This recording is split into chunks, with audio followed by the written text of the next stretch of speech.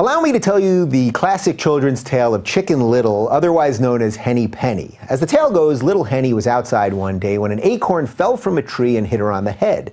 Because of her naivete and simple-mindedness, Henny foolishly began to believe that the sky itself was falling down around her. She spent the rest of the day trying to convince others, like Goosey Lucy and Turkey Lurkey, that the sky was most certainly falling and the world was surely coming to an end. In most versions of the story, the trip does not end well for Henny and her hysterical friends after they meet the sly Foxy Loxy. I don't want to give everything away, though, so either read the story for yourself or check out the classic Season 6 episode of The Golden Girls in which they reenact the tale.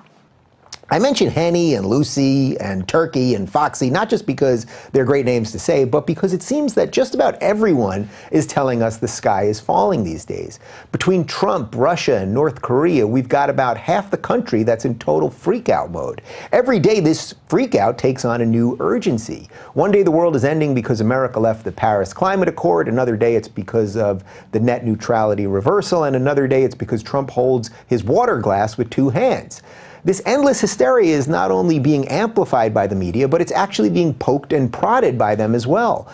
Blue-check verified journalists on Twitter who work for news organizations, which really are nothing more than partisan activist outlets, want to keep you clicking on their articles and videos, and they know that the best way to do that is to convince you that not only is the sky falling, but it's going to land directly on your head. All right, let's take a little breather there. Today we're going to talk about Dave Rubin. And apparently Mother Goose tales. We're going to go back in time, too, and see how far Dave Rubin has come and how much his ideas have changed over the last year and a half. We're going to start with his Chicken Little story, I guess, though. You see, in that clip, Dave was talking about the left. So he's talking about the hysteria on the left and trying to label the entire left as hysterical, which is dishonest from his point of view, which I'll get into a little later. The point is, he tries to make it the sky is falling for the left, everything is crazy, everyone on the left is freaking out over nothing, and I hate dishonest politics like this. I'm not that big into politics, but once in a while I'll speak on it, because the things I talk about intertwine with it. The point is, I can't stand when someone can't call out their own. I can't stand when one side puts the blame on the entire other side. So for Dave, all the hysteria is coming from the left. There's nothing coming from the right now that the people are acting like the sky is falling, right? It's not like the religious right and some center-right people are talking about how we need Christianity to hold off Muslims and keep society going because atheism is ruining it. It's not like we have that kind of hysteria going on. It's not like we have people on the right who believe that Pizzagate actually happened, that kids were being raped in a basement in a pizzeria in DC, and those people were sending children to government officials to rape. They would call up and order a pizza or a hot dog, and that meant a little child somehow. There's people that actually think this. Many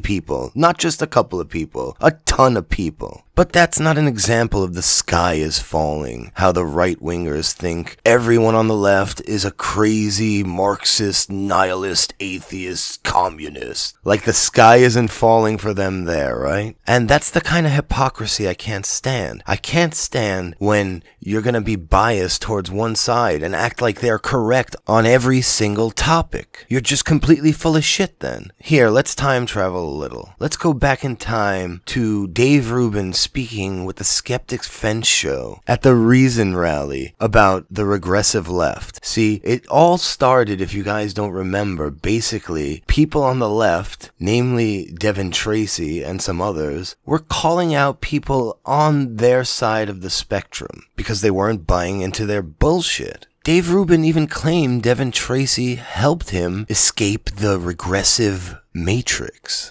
By the way, are you talking about Devin Tracy? I assume? Yeah. So I will give Devin a little public props because I never have before. And look, he says a lot of shit that I think is nuts and not the way I would do things. But I will say this: I caught some of his videos about a lot of these ideas before I had them, and he did have a lot. His relentless pursuit, even though it was not my style and whatever, his relentless attack did have a lot to do with my waking up. So people have there's some public props for you, man.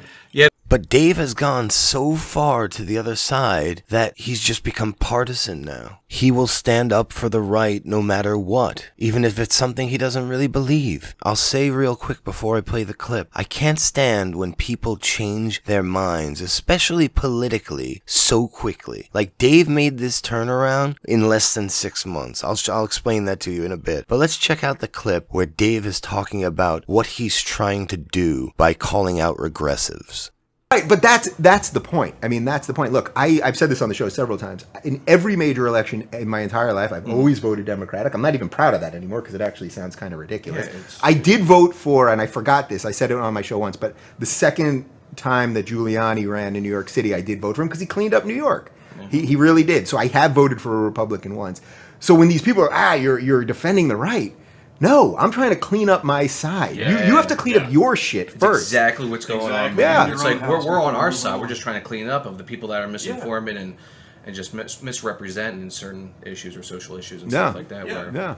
So there you have Dave saying how he's trying to clean up his own side. If your side has problems, you got to be able to fix them. And a lot of people on the left were calling out these people. And slowly but surely somehow, by the time the election came around, people just hop sides. They just, oh, I'm on the right now because the left is too crazy. Can't change it. Even though, like, the majority of the left is definitely not regressive maniacs. Just like I'm hoping the majority of the right aren't conservative religious nuts. So when you switch sides like that in such a short amount of time, and especially being someone who's over the age of 40, that tells me something about you. That tells me that you are not a strong person. You should have these things figured out already. Like I've said all this time, over the last 2 years I've been making videos, people are coming at me now and are not agreeing with me when they once did. But I haven't changed my stances on anything. I'm just applying my ethics and morals to every situation. And because it's not landing on one side or the other, they're against me now. Like when I made the point in the video about Lauren Southern that people say you can not let anyone into your country that you don't want to, but all of a sudden Lauren Southern is not being let into a country, and it's a problem. If we want to ban Muslims from our country, we can. Yeah, and I agree with that. But if we want to ban Lauren Southern from our country, all of a sudden it's a fucking problem. Why? Why doesn't it apply to her? Why are you changing your principles based on a person or a political party? And I'm just never going to trust people that are so easily swayed. So there's no more clips I really want to play from that video. I'm sure the rest of it is trash too. But I want to make the point that Dave is just, bam, hysteria on the left, everything on the right is obviously fine and dandy. And this is why I think Dave Rubin is a fucking phony. Because that clip of the Skeptic Fence show was in June of 2016. And by November, he was already on Trump's bandwagon and talking about how he'll hold his feet to the fire. And he never did. He never does. And if you think Trump has done zero wrong, you are insane and totally tribal. That doesn't mean I'm saying he's the worst president ever, although some may make that claim. But the point stands. And what happened? By February of 2017, 2 months later, he makes a video for PragerU, How I Left the Left. So how dedicated was Dave Rubin to actually fixing the left?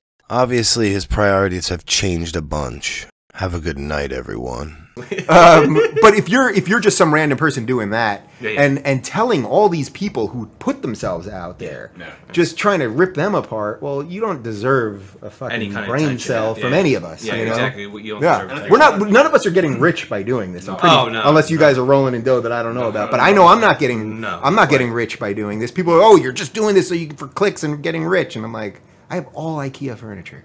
One day I won't. I hope. That's my goal. Yeah, it's your goal. If this thing goes well, I'm going to get rid of my IKEA couch.